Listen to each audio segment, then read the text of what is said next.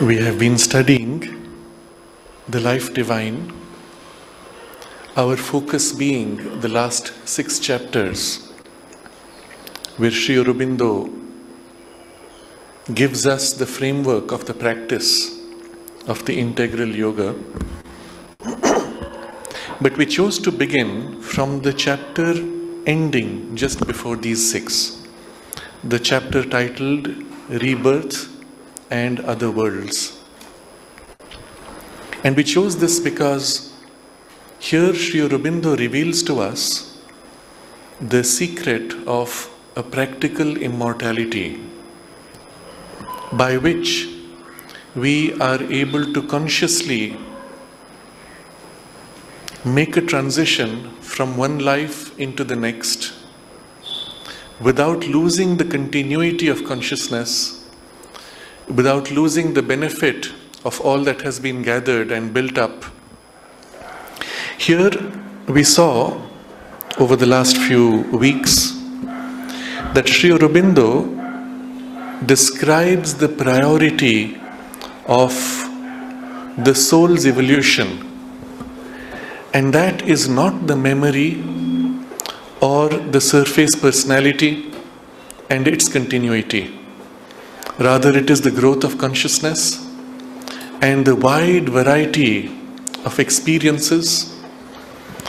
Remember that the soul is, after all, a part of the divine consciousness and contains within it infinite potential.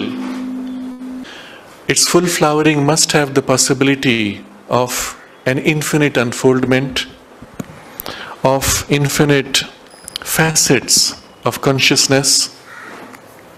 And therefore, in each lifetime, the soul takes up a new facet, a new personality, through which to grow and develop certain powers of its possibilities.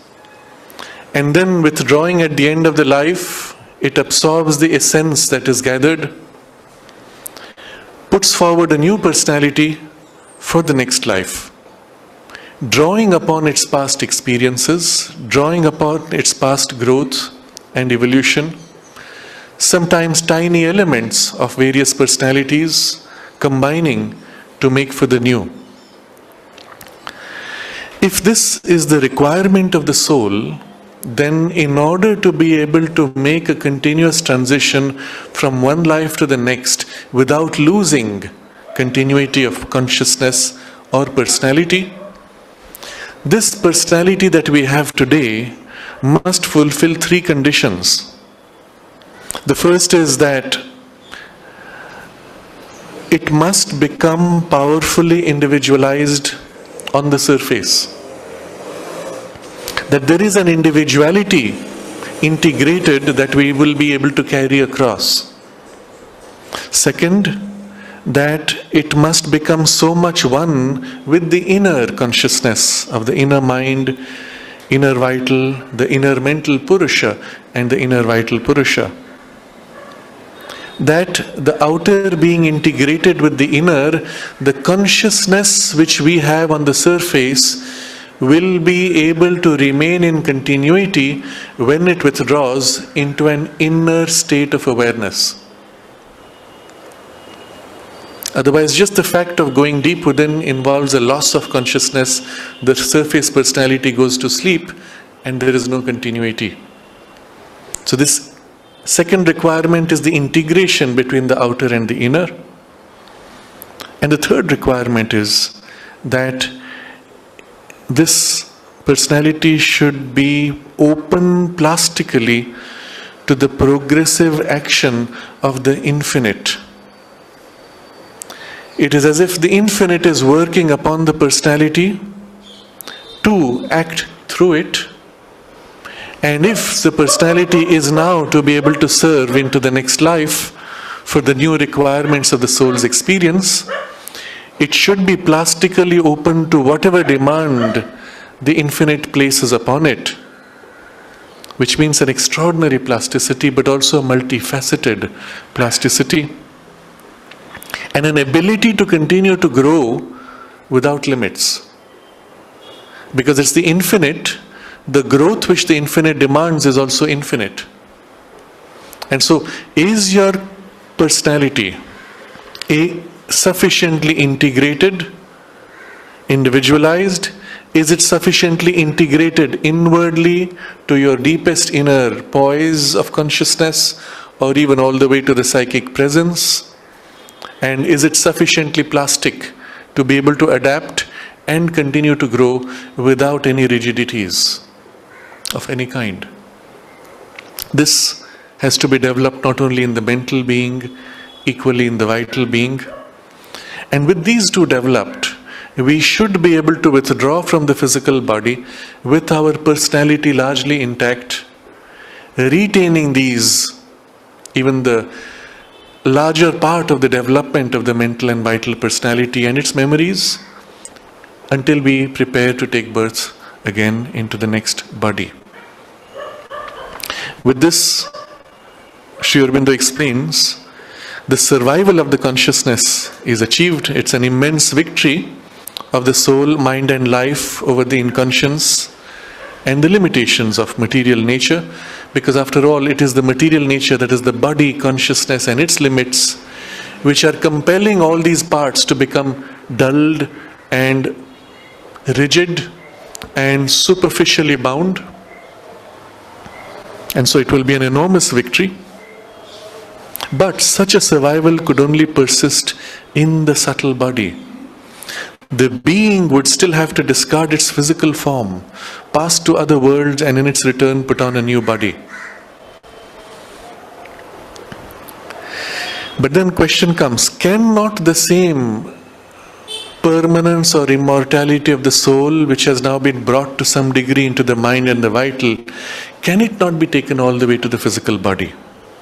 And in answer to this, he takes up this last part of the discussion in the last paragraph of the chapter. The physical being could only endure if by some means its physical causes of decay and disruption could be overcome. And at the same time, so this is the first condition, physical causes of decay and disruption to be overcome.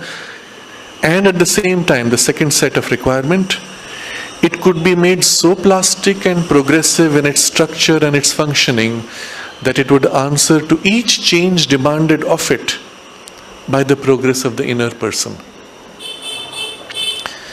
This is what we are now going to explore. The first part of the requirement, that there must be some means by which it can overcome its physical causes of decay and disruption. This we discussed to a great extent last time.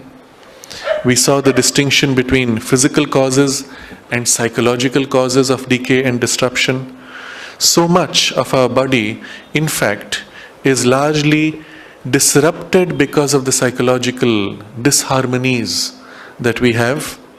But there are equally physical causes which need to be overcome. If not, for example, it is possible that the body would simply wear out from excessive work, or the body would be exposed too much to poisonous circumstances or radiation of a certain kind which would break down the cells, preventing its regeneration, and you could still have the body break down. He is not speaking here of a supramentally transformed body. He's not yet, at least. He's hinting at it in the longer development, but still, can the body itself be made simply resilient enough that it can persist and overcome the physical causes of decay and disruption? To a great extent, as we discussed last time, there are physical means by which this can be done.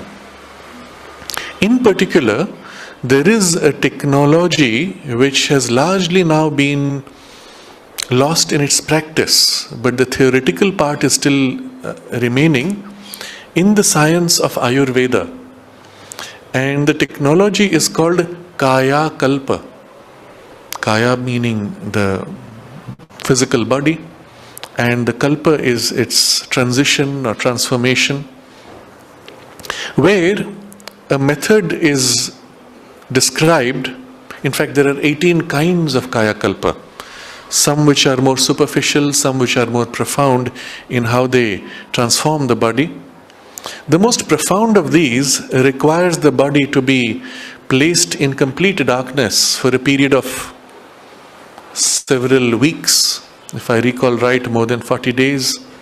But during the time there's a special diet, no exposure to light, the person has to remain completely still, no activity. If possible, he should be prayerful and in meditation. Now you can imagine what it would be like for somebody who does not have a basic spiritual training of mind to be asked to remain lying down in darkness, no reading, no television, and remaining simply relaxed with no other activity for a period of 40 days. You cannot do it. You cannot do it unless there is a deeper spiritual preparation in which either you are in a deep state of meditation or at least in a semi-meditative state for unending duration. But if you can survive those 40 days with the particular requirement of diet, you come out looking 20 or 30 years younger. Now people have demonstrated this. The demonstrations are on record. And one of the most interesting books which I have seen is of one such person who went through in his lifetime 3 times through a Kaya Kalpa exercise. And so he ended up living 182 years. And when he first did his Kaya Kalpa, he was a prince in those days during the time of Mughal rule. He had chosen to leave, and then he went to Rishikesh, leaving everything, became a ascetic, wandering in the Himalayas. He wanted to die with a spiritual orientation in an aged body, and he met a saint there who had the knowledge of Kaya Kalpa. He said, I will make your body rejuvenate if you then help me rejuvenate. And so he went through that process, which he describes to some extent in his book. And then subsequently he walked for long distances all the way to Burma, came back to India and so on. He went through a second one, all the time pursuing his spiritual life. And by the time he reached his third Kaya Kalpa, he was already in such a deep state of contemplation and meditation on the divine, because he was on an ascetic path. He had lost interest in his body. And he said, well, you can do what you like. And his leaving the body was almost incidental. He could have perhaps gone through a physical regeneration, but he was not interested anymore. This shows you already, although you can regenerate the body by such means, what is the choice of the consciousness? And Sri Aurobindo points out here in the footnote, which we will see shortly, that even if you can compel the body to remain like this, unless the consciousness, the soul, finds it worthwhile, it will not continue. It can just shed the body as it chooses. And so there are means by which physical causes of decay and disruption can be overcome by physical means, even by psychological or other means. But still, this is a requirement. For a very practical reason, the body should continue. We discussed last time that although there can be organic degeneration, it can be replaced because the cells are always replacing each other. So in this case, he is not speaking of the cells becoming permanent, only the organs being able to continually regenerate. And this is doable with existing knowledge, even in modern medicine. Many of these things have been discovered, though they are still kept secret or experimented upon away from public sight. In the distinction that Sri Aurobindo makes in the supramental transformation, this even would not be. The organic degeneration would not be there, and even the cellular degeneration would not be there. Because you see, in the way it is described here, the body sustains, but the cells are decaying, dying, and being replaced all the time.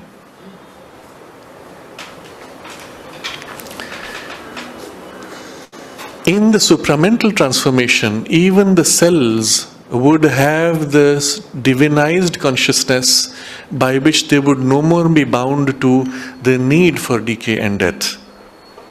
They may still choose, or the soul may still choose to shed simply by withdrawing its consent, but there would be no compulsion in the cellular consciousness. So there are different things which we are speaking of. Here, the physical being could only endure if by some means its physical causes of decay and disruption could be overcome. And at the same time, it could be made so plastic and progressive in its structure and its functioning. Now, Sri Aurobindo has used these words carefully. We need to explore what that is. What is plastic as distinct from progressive? Plasticity is the ability of the body to adjust to any changing circumstances. So, for example, if your body is used to living in a dry climate, move to a very humid climate, you will find it difficult to adjust for a while. Or if your body is used to a cold climate, it's difficult to adjust in a warm climate, or vice versa. If the warmth now continues to increase, I am adapted to temperate warmth, but not extremes of heat of the desert perhaps, then the body has to struggle to adjust. But if the body is plastic, it's able to adapt reasonably quickly. As an example, all of us, if we were to climb up the Himalayas, go to a height of 5 or 10,000 feet, we will find it a little difficult to breathe. You will start breathing a little more deeply, a little more rapidly. Your blood oxygen will drop because there are not enough red blood cells to hold the limited quantity of oxygen which is in the air, because the air pressure is lower. And yet, if you rest for a day or two at most, the body produces more red blood cells. Its ability to absorb oxygen enhances, and it is able to retain sufficiently in the blood that your panting breath has now settled and has become normal. If you stay for a few more days, you will find you can even start jogging. But the body quickly adjusted by increasing the number of red blood cells. Many Olympic runners, they train on high altitudes so that their red blood cell count shoots up, the body's ability to hold oxygen increases, and then when they have to go for the Olympics, they will move from there straight to the lower plains with their body still full of the red blood cells and have the advantage of it. But it still took a few days for the body to adjust to this. If your body is more plastic, it will take less number of days. If your body is less plastic, it will take a few weeks perhaps. With age, the plasticity drops.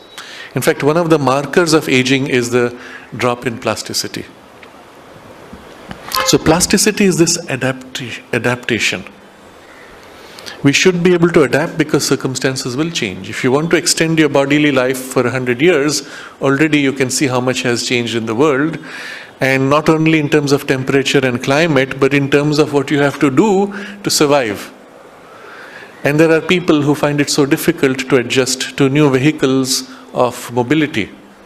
From going in a bullock cart or a horse carriage to riding a bicycle to driving a car, you have to adapt to circumstances. And is your body flexible enough even to learn these new skills? So the critical element of the plasticity will be this adaptability of skills which will be required as you continue to stay long enough in life. So the second aspect is progressive. You can be plastic, but need not be sufficiently progressive. And this is where the skill factor, if you take all the way to its maximum, you find your skills have to grow. Take the example of a person who was trained in the industrial age to work with machines. The requirement of intelligence to work with physical machinery is relatively low. The same person now continues into the information technology age using computers to control the machines and having now to program computers. The requirement of intelligence is higher. If you wait another couple of decades perhaps, we're already very close to it, we will have this thing that you can plug onto your head, which will register your brain waves and thought patterns and take the command directly from your state of mind to move objects or do things on the screen. The technology exists already. A fighter pilot on some of these very advanced planes is able to think of turning right and the plane turns right, thinks of turning left and the plane turns left, thinks of firing his missile and the plane fires. And this is so critical because when you're turning very hard at high speed, your blood drains down, becomes heavy as lead, and you cannot move your hands. You have to rely on mind, which is your only vehicle. And even that mind now has the blood drained from it when you turn very hard. Can you maintain consciousness with less oxygen? Can you in that state maintain clarity and hold the will to turn right or left? Now, you see, the training required here is much more of mind and self-awareness of mind and holding poise of thought even. Thought control would be a requirement for using tools such as these. As time passes, the compulsion of growth of consciousness is always there pressing on you. So, plasticity is a first requirement, but having made yourself plastic enough, how far can you continue to progress? And there's a point where you say, I'm sorry, I can't do it anymore. My brain is unable to take it. And what is your brain? Physical body, not your mind. It is your mind held in the limitations of the physical body that limits this capacity of the mind. The same mind detaching from the physical brain, going out in the subtle body, will say, yes, I can. My mind feels so much freer. I come back into my physical body and I feel the dulling influence immediately. And so what you see here is the body holding back even the mind because of inability to be plastic or progressive enough. But this plastic and progressive we have largely described in terms of its functions, what I have to do. But there is also the plastic and progressive of structure. Can the body actually change its working to become more supple physically in its structure? You will see this in many examples of young children. If they are trained from childhood, they are able to do extraordinary acrobatics. If they retain the training, they are able to maintain much of it all through the rest of their life. They are no different than us. We did not go through that training and our body does not have the same plasticity in its structure. Take for example people who are able to bend their fingers all the way back and touch the hand, touch the arm. It's possible for each one of us if we train ourselves to become sufficiently plastic. And yet over time the body tends to harden. But this is not enough. When we speak of structure, it can go still deeper. And here is the adaptability of the body to extremes. We have in the working of the body a reliance on certain microbial balances in the guts, in the intestines, which generate for us a large part of the nourishment. We are taught very simply in your textbooks that you eat food and that is digested somehow and absorbed. But the digestive process is not purely what happens in the body by its process, but also what is done afterwards by the bacteria in the gut, which continue the digestion and complete it. It is at that level that the bacteria often break down and build amino acids that are not there in the food. And so the interesting thing is, they will keep telling you that vegetarians don't have, they always have a depletion of vitamin B12 and certain other amino acids because the body cannot produce those. Not true. If your gut bacteria is healthy, the gut bacteria produces it and the body absorbs it. If you have taken antibiotics, your gut bacteria was destroyed and thereafter you have this problem. But if you regenerate the good gut bacteria, you do not have this problem anymore. There is in the body itself an extreme extraordinary adaptability in its structural function. It is able to adjust to circumstances to a degree that we would consider impossible with our current medical knowledge, and yet it does happen. And I'll touch upon a more extreme kind. This is adaptability, for example, to food which doesn't have enough nutrition. The body will find a way to now build the nutrition from what you have limited capacity. But structure takes it even more to the bones and the muscles and their interconnection with other functions. And I'll touch upon one dramatic example here. All of us can hold our breath perhaps about a minute. With practice, you can extend it for about 2 minutes. And some of the best may push it to 2.5, and that's about it. There are divers who plunge into water and stay down 10 minutes. And some of them are in a family of divers who have been doing it. And we will say, fine, there's an adaptation which takes place with heredity. But there's more to it. If you were to go down 2 or 3 meters, the pressure of the water pressing on your lungs doubles. You go down another 2 or 3 meters, the pressure again now triples. Go another. It takes a point where beyond 10 meters, your lungs begin to be pressed so hard by the pressure from outside, your rib cage begins to be compressed. And if you continue further, your rib cage will actually crack. The bones will crack and your lungs will collapse from the water pressure. This is the physical reality. And yet there are divers who go down to a depth of 100 meters. Physically impossible for the human body, and yet they do it. And of course the science will say, well, something is very strange, let's study. And the study leads you to the conclusion that their body has become so flexible that their entire rib cage collapses.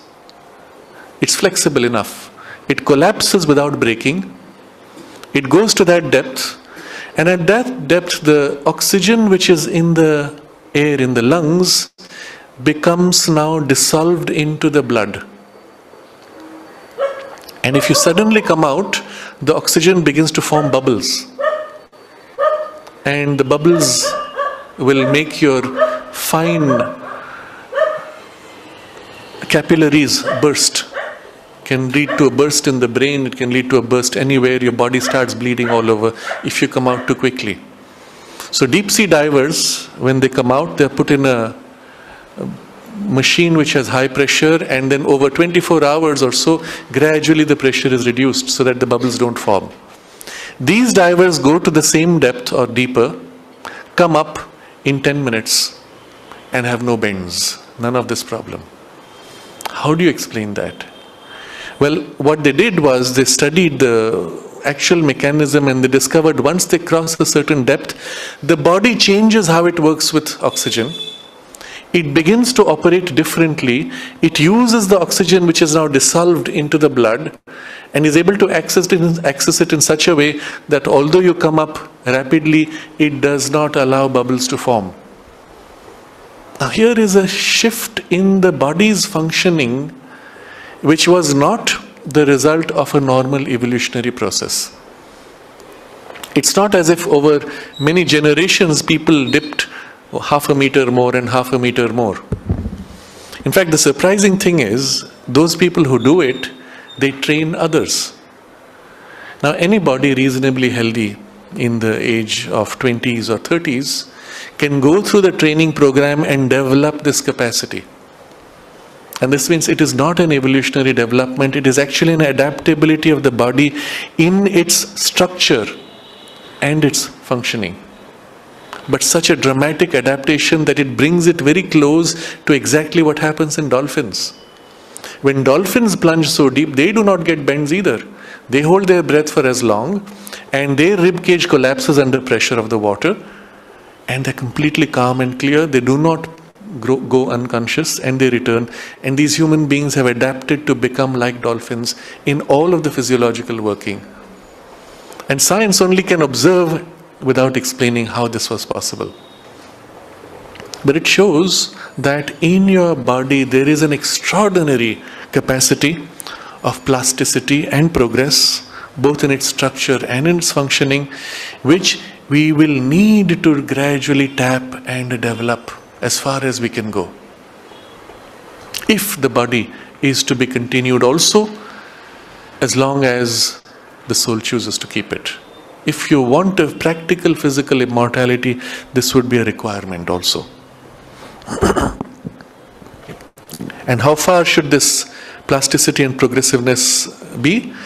That it would answer to each change demanded of it by the progress of the inner person, person capital P. Now, we will not be required to perhaps dive in deep sea.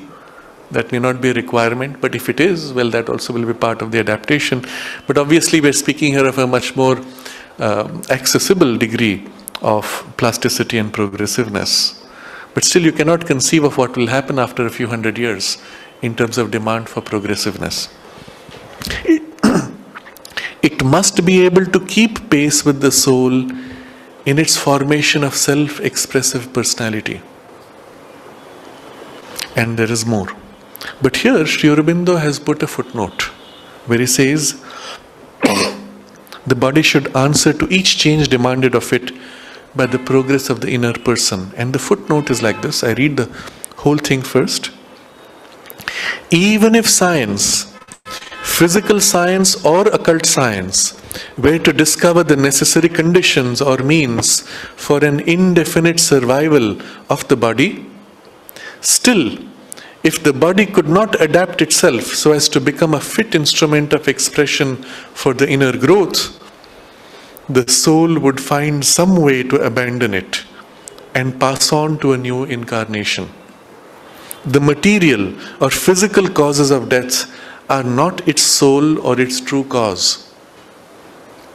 Its true inmost reason is the spiritual necessity for the evolution of a new being. Now, Sri Aurobindo rarely uses footnotes. At best, as a footnote, he will throw in a word, a Sanskrit term corresponding to the English word he has used. But here's a long explanation. And it's because this whole explanation is critical to our understanding of the demand of the inner person on the body. Who decides and on what basis? He says that we think the physical cause or material cause of death is the true cause or the sole cause. We had an accident, somebody got bumped, there was an injury, something broke down, there was a decline of some chemicals, and so there was a breakdown, and so on. And he says, no. The true inmost reason is the spiritual necessity for the evolution of a new being. Now, he's used two words, true and inmost. There is a superficial reason as distinct from an inmost reason. The superficial reason might be the blood pressure was dropping, or the heart was becoming weak and there was a leakage and there was a heart attack, and so the person died. So when you ask a doctor what happened, cause of death, massive heart attack.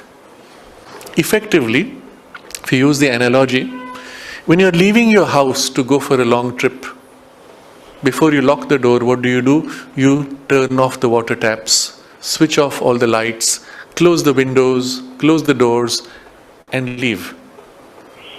So if somebody did not see you doing it and they saw only the physical reality of the house, they would say, I don't know what happened. Suddenly the electricity goes, the water goes, the windows start closing, and now of course the house is dead. Right? Because you're seeing only the physical reality. Because the energy was withdrawn by the choice of the soul. And therefore, it is the inmost reason. There is an external reason, of course, the heart shut down. But the inmost reason was the soul's choice. And the true reason is also the soul's choice. Because the heart could have been pushed, could have been triggered, could have been dragged on. The soul's choice can literally drag the body with it, even though the body is physically dysfunctional. And all the medical parameters should not allow it to remain conscious and functional, and yet. And that's why he uses the word the true reason. In fact, the true reason why we are alive is the soul's choice. The inmost reason why we are healthy is the soul's choice. And although things can be messed around externally, the soul's choice can override to a great extent. And again, I take an example of a person who was in coma, technically brain dead for whatever number of months. And when the soul decided now to leave, she opened her eyes fully, engaged, not in full conversation because the biology had degraded or maybe whatever the cause, fully engaged visually, making contact with everybody, and then withdrew and left. Equally, there are cases where people have completely come forward with full engagement on all activity and then withdrawn, just to say goodbye. It means the soul had the power to push forward and assert itself, and was accepting to remain in a passive poise for whatever reason. And although there may be external degeneration of the brain, or nervous system or body, which would make that passive poise necessary superficially, still the soul has the power to override all that where necessary. And that's why he uses these two words, true reason and inmost reason, is the spiritual necessity for the evolution of a new being. So, we go back to the first sentence of this footnote. Even if science, and then again a parenthetical statement, physical science or occult science were to discover the necessary conditions or means for an indefinite survival of the body. And again a very important suggestion is thrown, that not only there are physical means by which you can extend the body's life in a reasonably good health, but there are equally occult means. After all, if you look at the relationship of physical science with occult science, the occult science is the principle upon which the physical science operates. So the physical science is a reduced, externalized working of a broader range of knowledge of processes and powers, which actually go into what we call occult. And occult only because they're hidden. You do not see the causes, the true mechanism behind. So for example, physically, you may say electricity. You can generate electricity by chemical means. But what you realize is the physical electricity is only the densest grade of working of a condensed life force, prana, which is the true electricity. And if you can concretize the prana into a certain degree of condensation, you will actually produce physical electric effects without necessarily detecting physical electricity. If you further densify it, you will even detect the physical electricity. And this is the only explanation you have for phenomena, what they call psychic phenomena, where a person sitting in a laboratory is asked to concentrate to produce a certain effect, and they're measuring everything around him. As he concentrates, the ambient voltage in the air shoots up to 300 volts or 400 volts. Where is the electricity coming from? Not from chemical reactions, but the concentration of life force which is densified for the particular effect he is trying to produce. And that is registered as electric phenomena. So if you operate only on the level of the life energy, you would produce the same result as the electrical means done by physical science. But if you recognize the difference between the two, the physical science is bound to physical means. When my chemical is exhausted, my battery cannot produce electricity. But when I operate by occult means, one can draw the prana to whatever extent you choose, not needing to be exhausted by chemical means. And so there are always, anything that can be done by physical means can also be done by occult means. Equally, one could say, if anything can be achieved by occult means, there is a way eventually that can be found to replicate it by physical means.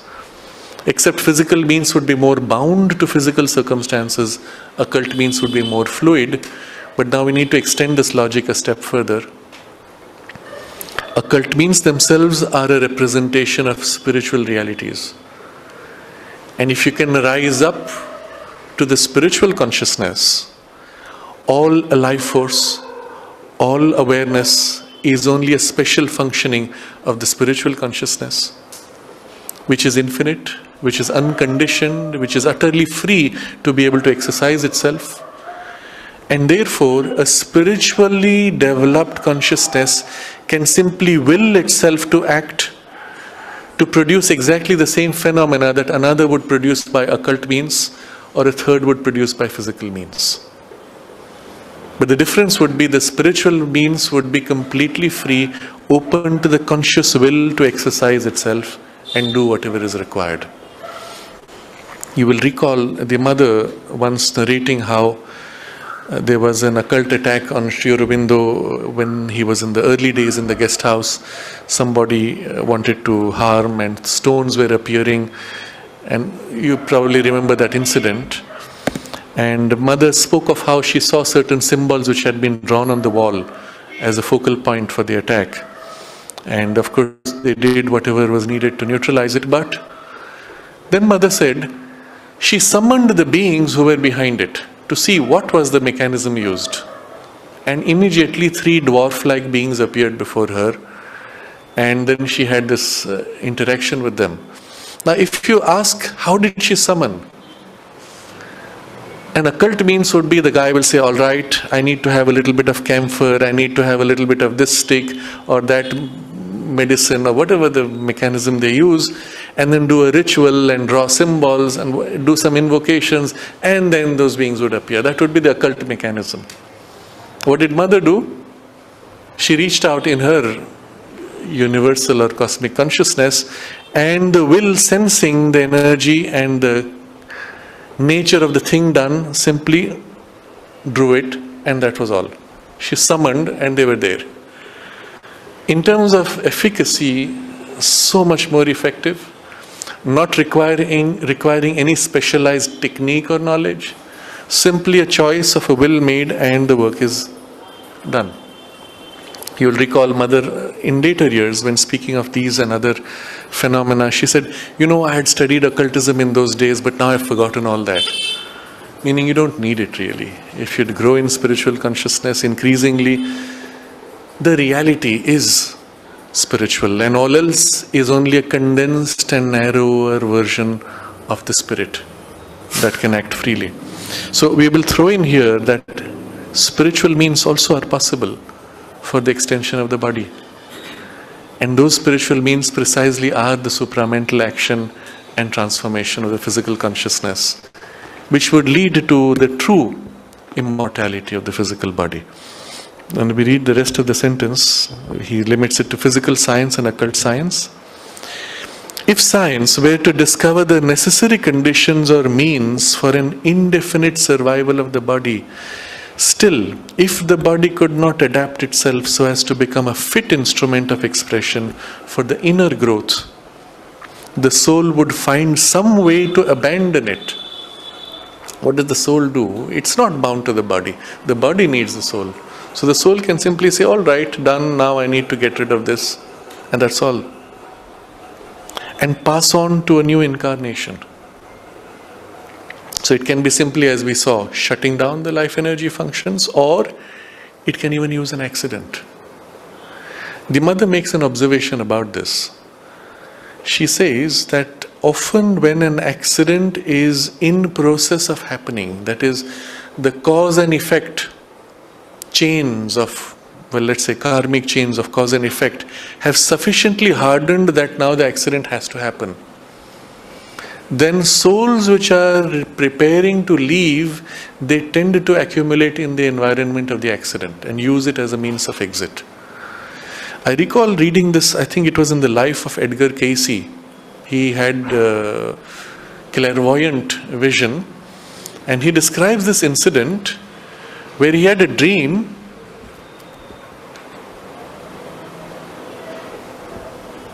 I'm mixing two incidents, maybe. Let me narrate both. He had a dream in which he saw somebody carrying, an undertaker carrying a coffin, and he asks, whose is this? And he's told it is yours.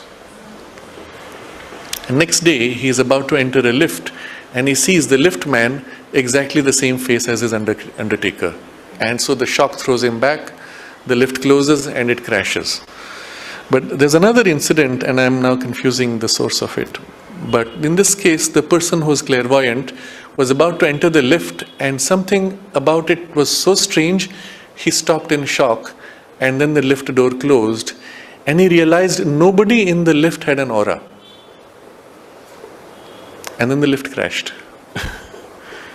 And that shows you already the soul had begun the withdrawal process. The aura had pretty much dimmed because the withdrawal had begun, and then only the incident was used as a means of quick departure. So we are getting into a space which is very complex, because the human mind asks all kinds of strange questions. What about? What about?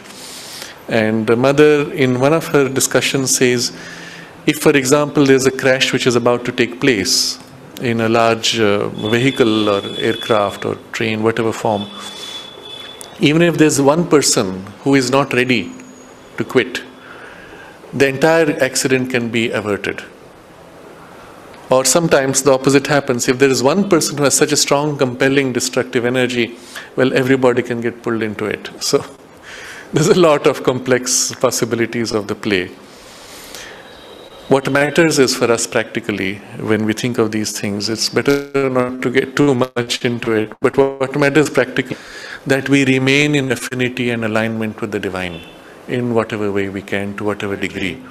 And so I'll lend this. Another example which comes to mind, also narrated by him, when there was a ship which brought from Europe the first generator for the ashram. It was a massive thing. It is still present there.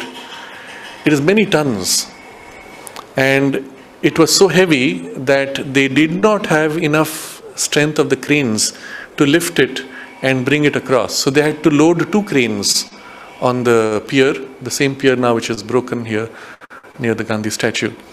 So these 2 cranes were lifting the generator with 2 of these cords, and they miscalculated the weight and the ability of the cranes to take the weight.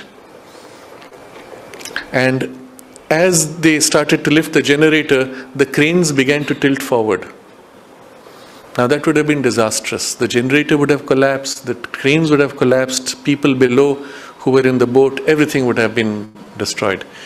As it began to tilt forward, somehow the cranes swung inward, and the generator, which had been partly lifted up, just swung in neatly and fell directly on the pier instead of on the water.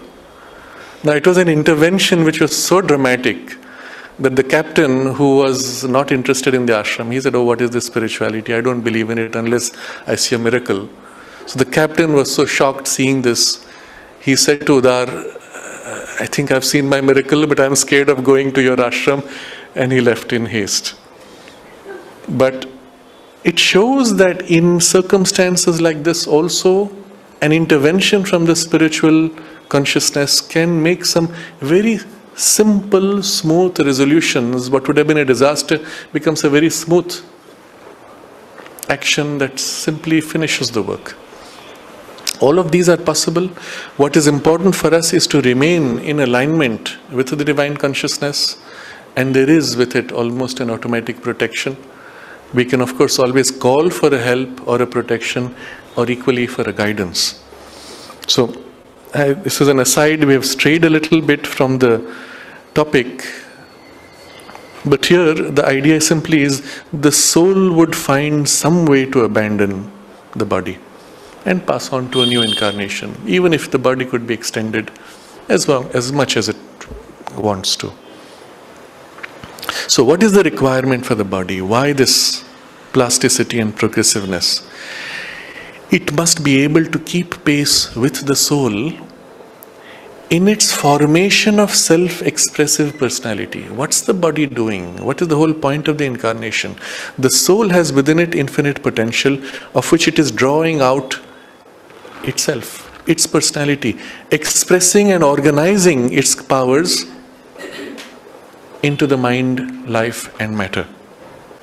So form of self-expressive personality. The personality expressing itself, taking on forms in the mind, in the vital and in the physical body. So keep pace with the soul in its formation of self-expressive personality. This is the first requirement. Second, its long unfolding of a secret spiritual divinity. And third, and the slow transformation of the mental into the divine mental or spiritual existence. So three things really are the change with which the body must be able to keep up with. The first was this formation of self-expressive personality. Within me now, as my personality wants to express itself now as an artist, can my body keep up with that artistic need? Within me, as there is the need for a self-expression of the thinker, the philosopher, can my body now keep up with this? Within me, there is a need now to express myself in dance, in movement. Can the body keep up with it? So formation of self-expressive personality, the body should not be offering any hindrance, must be plastic. The second thing was long unfolding of a secret spiritual divinity. What's happening all the while? The divinity within, which is the soul, secret, is now drawing out, unfolding itself. But across how many years? Across how many lifetimes? If you really take it seriously, you will see it is far longer than what modern history speaks of as human beings on earth. We have evidence of humanity being on earth going back much longer than what science speaks. Science speaks of the thinking human, the Homo sapiens. Before that, it speaks of other types of hominids and varieties of types of hominids, which are supposedly not intelligent enough, not capable enough, and so on, which are mostly animal. And this last period of Homo sapiens, I believe, is officially something like 250,000 years or less. But we have evidence of things going back a few million years, which are regularly found when they dig in mines. And because it does not fit the current narrative, the evidence is dismissed by speaking of mixture of multiple levels of the archaeological evidence of the soil. And it's dismissed, set aside. Except occasionally we have also carbon dating, which goes back so far. We have human footprints at the time of the dinosaurs, next to the dinosaurs in the same space. There are pictures in Brazil drawn on stone of human beings fighting dinosaurs and others, some pretty amazing things. Too amazing even to speak of, people are stunned. There's actually one of the drawings which is of a person whose head is cut open and the brain removed. And the full drawing of the brain with all those typical pictures which you see, all carved into stone. How do you explain this? We have in ancient texts, and in India particularly in the Mahabharata, descriptions of technologies which are so much more advanced.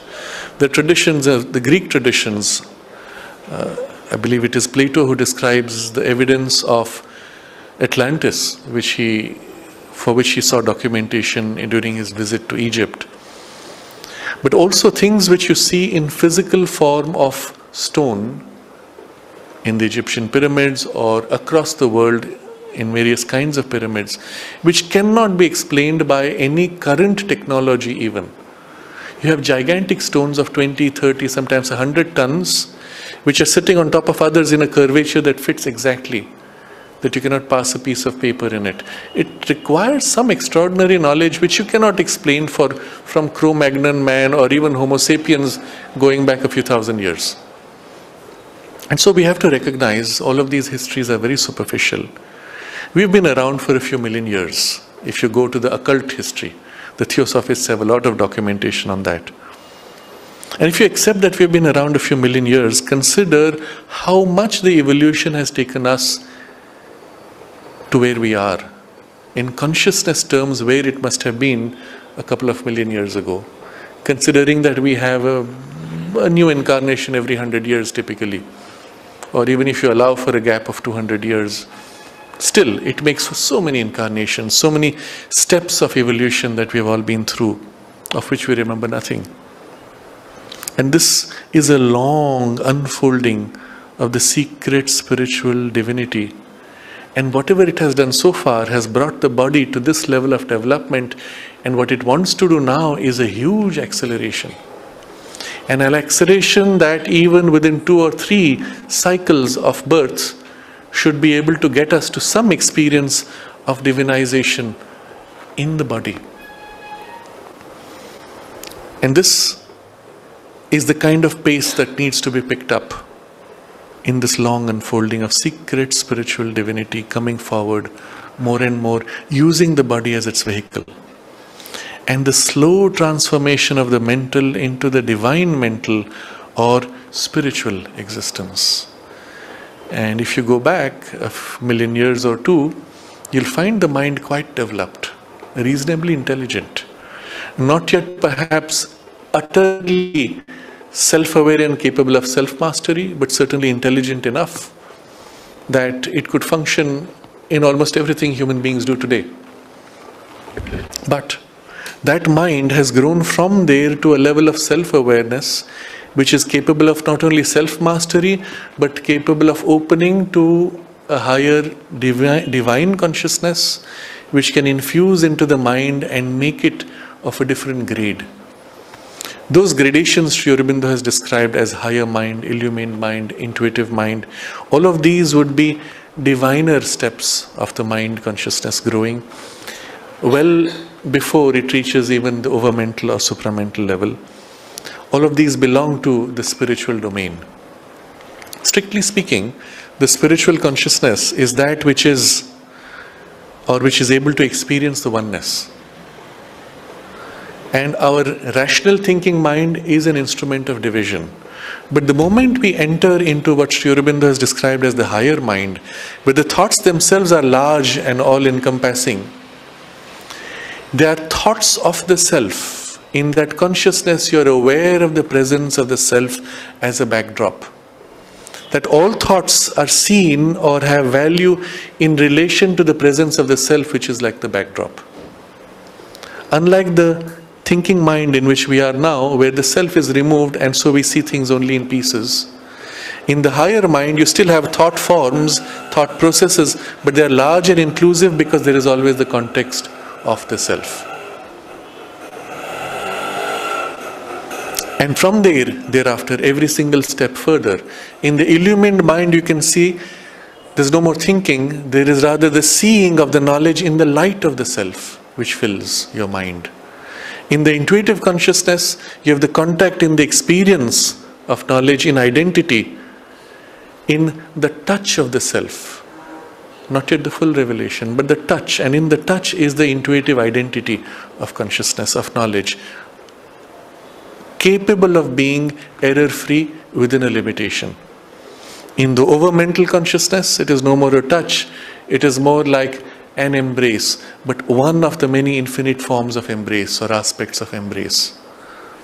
And in the supramental consciousness, you have the oneness with the totality of the self, the way self knows itself in its oneness.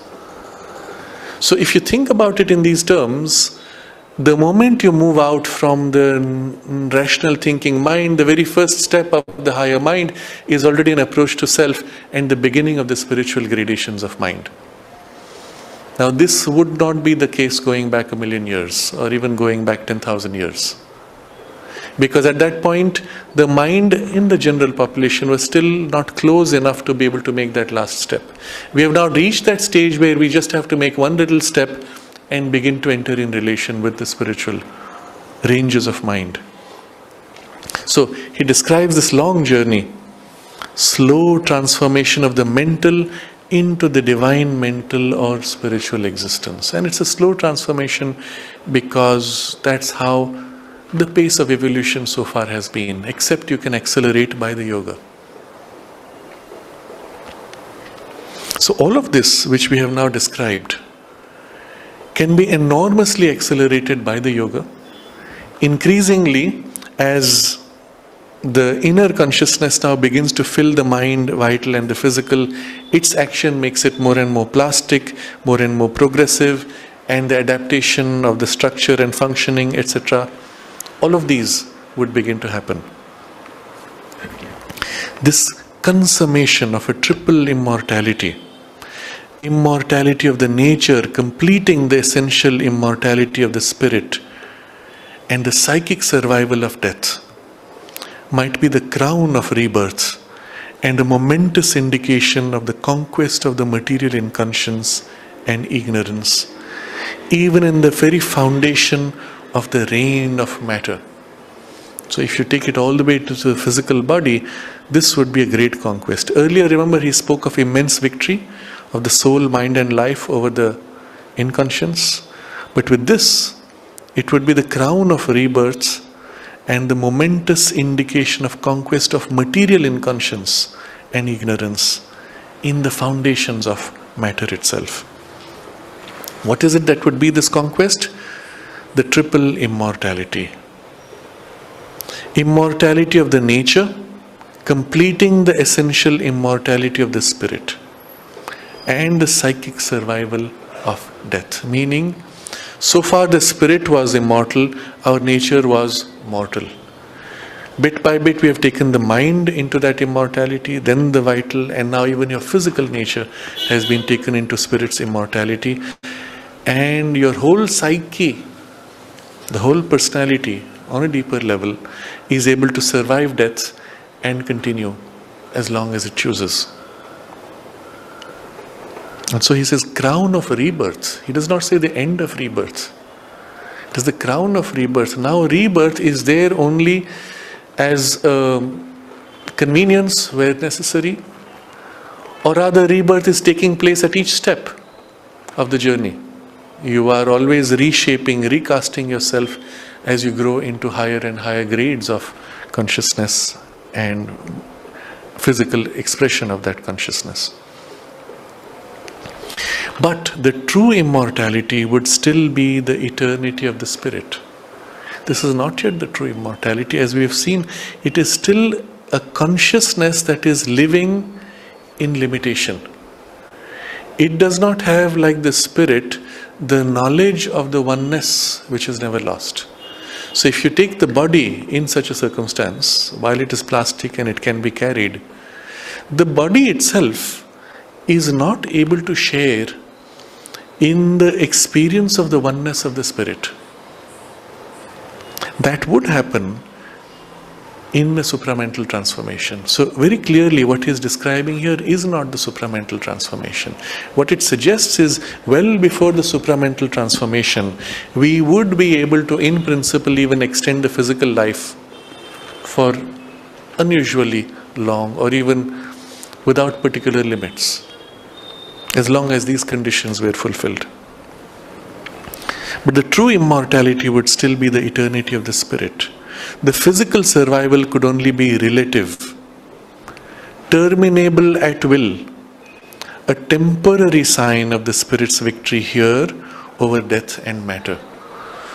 So what you have achieved by such means would be great, but the physical survival is relative. Relative meaning you can extend as long as you want, relatively, but at some point the soul might still say, all right, I think I need to drop this and take a new body.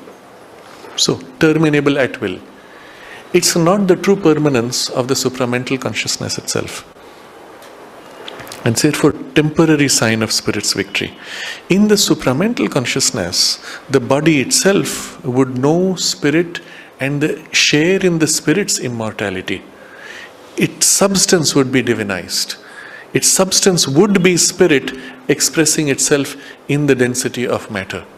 And so that would be an altogether different achievement, and that would not be temporary, that would be the true and permanent victory of the spirit over matter and death. So with this, Sri Aurobindo completes the chapter Rebirth and Other Worlds, and we have seen why this is so important for us, particularly at this time in human evolution. We have had extraordinary gifts in this lifetime, from either direct or indirect contact with this knowledge, with the Divine Mother's presence, physical or spiritual, in whatever way we have been in that contact. What we have received and built up in this life through whatever number of years or decades that we have worked upon the consciousness and its growth. It would be a pity if we had to lose it and start all over again and struggle in much more difficult circumstances of a society which is much more confused, perhaps, as you see the trend developing today. It would be a pity if we had to lose and start and again wander through the same struggles that we have had to. And it is a necessity, the mother says in one of her conversations, to be able to maintain continuity of consciousness so that we have enough time to complete the full transformation of the mind, life and matter.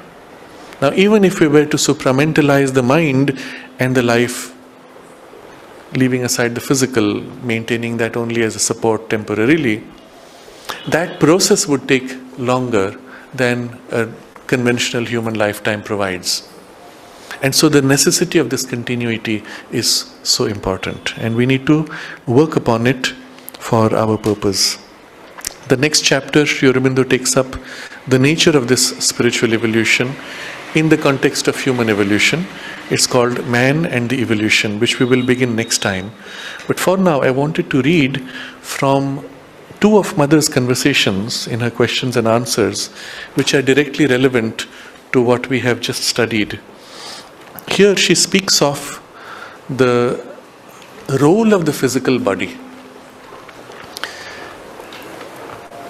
In an earlier part of the discussion of the text we have just read, you recall that the body was left by most spiritual traditions as a shell or a temporary support or a domain of ignorance, inconscience and so on. It is a domain of resistance, of inertia and dullness. And yet, within it is a secret which is held.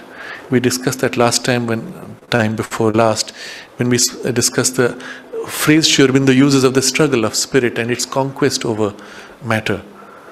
Why is there this struggle? Why is matter resisting, and what are the conditions of its of the victory of the spirit? So a little bit about this, the mother speaks of in a different context. Somebody asked, how can you enter the vital domain, the vital worlds, and experience things there? And she says, there you are totally exposed to energies, because it's the domain of energy. And because form is not the primary base, all energy penetrates everyone else. Your energy penetrates the environment, environmental energies penetrate you, and you are completely exposed to all the currents of energies happening there. That's generally what happens during a nightmare, where you have gone into a nasty place in the vital world. And she says, I read here, directly you enter any realm of this world, its beings gather around you and want to encompass and get out of you all you have, to draw what they can and make it a food and a prey. If you have no strong light and force radiating from within you, you move there without your body, as if you had no coat to protect you against a chill and bleak atmosphere, no house to shield you, even no skin covering you, your nerves exposed and bare. There are men who say, how unhappy I am in this body, and think of death as an escape. But after death, you have the same vital surroundings and are in danger from the same forces that are the cause of your misery in this life. The dissolution of the body forces you out into the open spaces of the vital world, and you have no longer a defense. There is not the physical body any longer to rush back to for safety. Now, we touched upon this idea earlier in earlier discussions. If, as happens in the battlefield, a soldier's body is blown out, he's now in the vital body. What happens? The physical protection is gone, but you're completely now exposed. What mood you had, the state you were in, I am unhappy, your body is knocked out, I am still unhappy. I'm still surrounded by the same atmosphere of unhappiness, except now I do not have the protection anymore. So it's not freedom or escape in death. You enter the same state of consciousness in the vital body now without the physical protection. And that's why you have, well, nightmares or the purgatory passage which is described in religions. And so Mother says, because of this, it is here upon earth, in the body itself, that you must acquire a complete knowledge and learn to use a full and complete power. Only when you have done that will you be free to move about with entire security in all the worlds. Only when you are incapable of having the slightest fear, when you remain unmoved, for example, in the midst of the worst nightmare, can you say, now I am ready to go into the vital world. But this means the acquisition of a power and a knowledge that can come only when you are a perfect master of the impulses and desires of the vital nature. You must be absolutely free from everything that can bring in the beings of the darkness or allow them to rule over you. If you are not free, beware.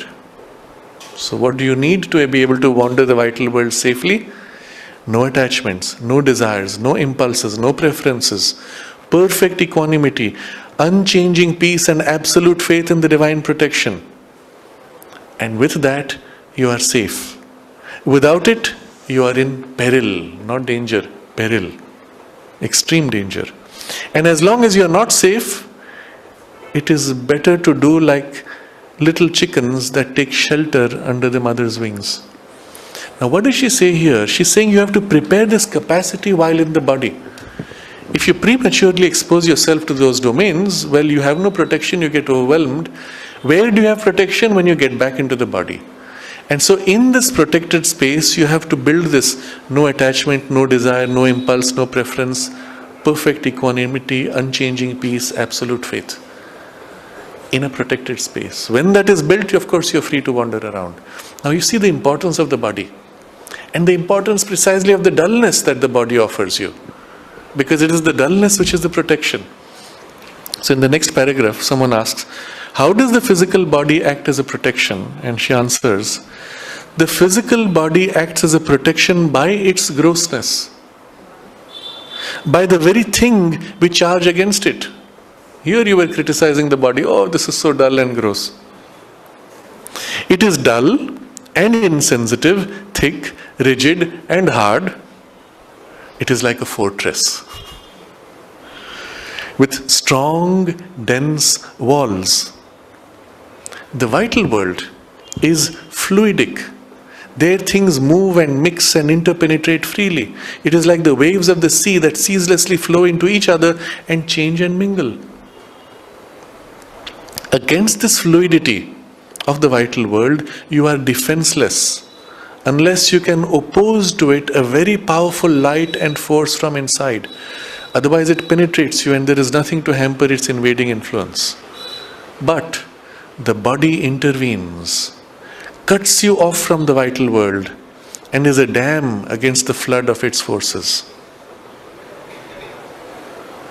And someone asks, but is there any individuality in the forms of the vital world? Individuality there is, only its forms are not so fixed and hard as the forms of embodied things. Individuality does not mean an unplastic rigidity. A stone has a very rigid form, perhaps the most rigid we know, but there's very little individuality in it. Take 10 or 20 stones together and you will have to be very careful if you want to discern between them. You see, there's no individuality there. But the beings of the vital world can be recognized at the very first sight, one from another. You distinguish them by something in the way in which the form is built, by the atmosphere which it carries with it, by the manner in which each moves and speaks and acts.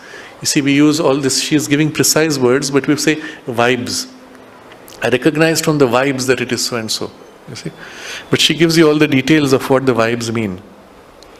As human beings change their expression according as they are happy or angry, these beings also undergo change in the stress of their moods. But the alteration is more intense in the vital world. Not only the mere expression, but the very form of the features change. I wanted to read this part because it gives you an idea of the kind of plasticity which consciousness has but does not have in the physical. In the mental or vital, literally the form changes according to the mood. You're happy, the whole being becomes glowing. You're unhappy, angry, the whole being changes shape. You'll see some of this represented in cartoon movies, where the form of the cartoon character is plastic. And so when he gets angry, he goes, oh, and he becomes like this. And then when he's happy, he becomes like... And the full shift of the form is typical of the vital worlds. Even more dramatic than what the cartoons will show. But the moment you come into the physical body, there's this dulling, narrowing, rigidity. Now if you see what the plasticity of the physical form would imply, it too should be plastic to express what the soul wants to express in its joy, in its love, in it the peace that it expresses, and in the various moods and colors of moods. And there's another conversation which I wanted to read from, which corresponds to the discussion earlier about the conditions of necessity of individualization and why that is required. But here it is again in a slightly modified context. The question to the mother was, at the time of death, the psychic being takes rest, but what happens to the vital? And she says her answer, but the vital does not go to rest, nor does the mental being. Generally they are dissolved. And then she explains, it is only if one has followed a yoga throughout his whole life, if one has taken great care to individualize, to centralize the vital and the mental around the psychic being, that they remain. That happens once in a million cases. It is very exceptional. Take the case of a philosopher or a writer who has worked considerably in his brain, tried to organize it. Then that persists. But as a capacity to think, not the full mental body, only as a capacity to think. Nothing else. There are these capacities of thinking which persist after death, and they try naturally to find another physical brain in which to manifest. It is in this way that the mind of a great thinker may identify itself with another mind and be able to express it. So there's another letter of Sri Aurobindo where he discusses how this reincarnation is much more complex than people understand, in a soul just popping from one body to the next. All these parts of organized mind or vital can actually attach themselves to other beings. Now suppose your mind has an affinity to the mind organization of Shakespeare. Literally an imprint of that mind can fuse into your mind. You will feel in your mind even the feeling of Shakespeare's thoughts or memories and his style of writing. And somebody outside would say, oh, he's an incarnation of Shakespeare. Meanwhile, the soul has gone on to another body with a very different journey. So you see, there is a mixture of these capacities or powers that can actually transfer across, and yet they are in some kind of a shared evolution. But it's not the body of the whole mental being. For that, she says, if one has followed a yoga throughout his whole life, if one has taken great care to individualize, to centralize the vital and mental around the psychic being, that they remain. Then only the vital and mental body is retained and carried over. And that's what we saw Sri Aurobindo describing, but here in a different vocabulary. She also gives the example of a good musician who has organized the power of playing music in his body and in his hands. Well then his hands, for instance, are so individualized in their ability to play that they can persist subtly even after death with their form, a form analogous to the old physical form. They float in the vital world and are attracted by people who have similar capacities. They try to become identified with them. A person who is sensitive enough, receptive enough, can become identified with these hands and execute wonderful things, profit by all the individualization of the past life of these hands. She even gives the example of a scientist, Pierre Curie. When he passed away, his mind joined into his wife's, Marie Curie, who then continued the same work that he was doing, although she didn't have the same training as him, and so on. So but the point of reading this was the individualization can be partial in capacities, but it can be whole in the whole mental being if that is organized around the psychic being. So in conclusion to this chapter that we have read, the key for us will be consciously to organize all of our mental being, all the thoughts, all the skills of mind, all the particular powers, faculties of the intelligence and the mental awareness. Organize all this around the psychic being. Which means what? Two ways. First, put all these in a reference to the psychic in all that they do. Second, bring the psychic influence into all these in all that they do. So it's a two-way contact. You start thinking, I'm thinking this, that or the other. What is the value of these thoughts in relation to my psychic presence? And only those thoughts which are supportive of and nourishing to the psychic being are now becoming more and more important. The other thoughts, gossip, criticism, and negative thinking of things, well, they kind of fade, they have no more a place. But the thoughts now, or the mind itself now turns to the psychic as its center of reference for its values.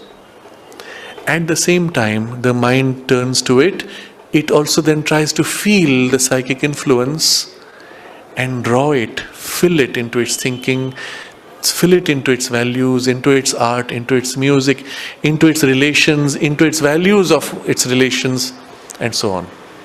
And a similar process in the heart, in the emotions, and even in your energies and the instinctive forms of your energies. When you're going to start cycling, you're going to start walking, climbing steps. You could do it instinctively, as we all do. I have to get up there, I'm late, I run. I'm not conscious of what my legs are doing. But if at that point I pause, I become conscious of the presence within and feel its influence into my legs, or invite its influence into my legs, or make each step of the legs moving, climbing conscious, and open that consciousness or align it to my deeper aspiration, then that psychic influence will begin to fill, and the walking activity itself will become woven into, centered around the psychic presence. And so it means everything you do in your life in meticulous detail should be organized around this center and integrated around it. Then you will be able to carry a large part of your conscious individuality into the next. Very simply, as an exercise, this is what we would do practically. Of course, Sri Aurobindo's description and the three requirements now define the terms of this attunement and the organization around the psychic being, how far it should be taken, how complete it should become, and so on. But still, this is the central means by which we have to build this, prepare for this continuity of the consciousness. We'll continue this next Sunday, and we can meditate on it for a few minutes before we disperse.